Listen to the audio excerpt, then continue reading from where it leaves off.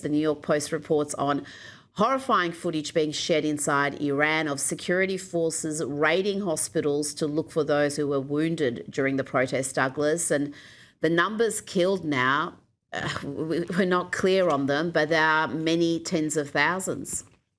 I think it's safe to say, Rita, that there are certainly tens of thousands of casualties inside Iran caused by the regime, the victims being the Iranian people who have incredibly bravely turned out on the streets to object to the regime that's ruined the country of their birth since 1979.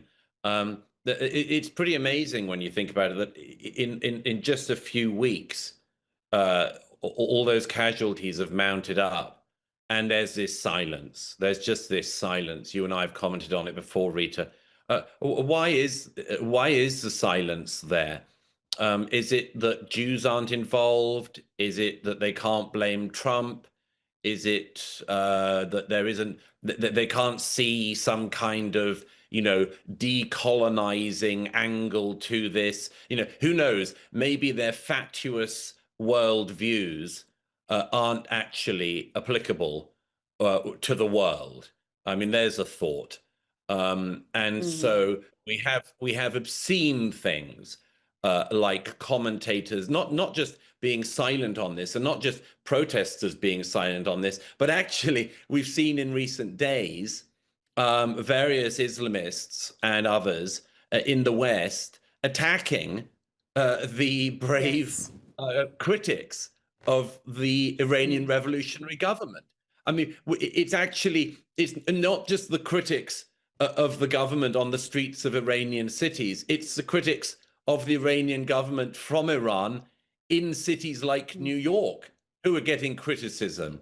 If an ounce of that criticism went to the Ayatollah and his death squads and all of his goons from the Basij militia and elsewhere, who, as you say, as the New York Post reported, are not just shooting people in the head in the streets and sniping at people in the streets, but going around and shooting them in their hospital beds. If an ounce of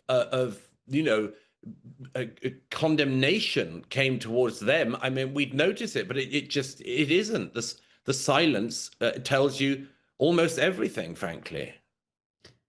It is, and you're so right. The smear campaign against the people speaking out for the Iranian freedom fighters, and even smearing people inside Iran who are risking their lives protesting against this regime. The suggestion that this is some Western plot, it's some conspiracy by America and Israel to destabilize a regime like they, as you explained, has destroyed that country since 1979.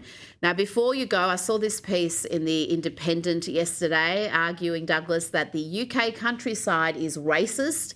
The author argues just like British towns and cities that have what she calls racist riots and flag campaigns, the British countryside is also racist in parts. And Douglas, you'll be happy to know the Starmer government has been busy tackling this very serious issue and even commissioned a review into the matter. Yes, that's right. They have commissioned a review to find the English countryside guilty, specifically guilty of the crime of racism. Among other things, the report says that if the countryside wants to remain relevant, it's very hard to say this with a straight face. If the countryside wants to remain relevant, it's got to diversify. Well, I'm not sure that the job of hills and fields is to be relevant. I don't think that its job is to sort of adapt to the zeitgeist of the era. I think its job is actually to remind us of the eternal and of what is constant.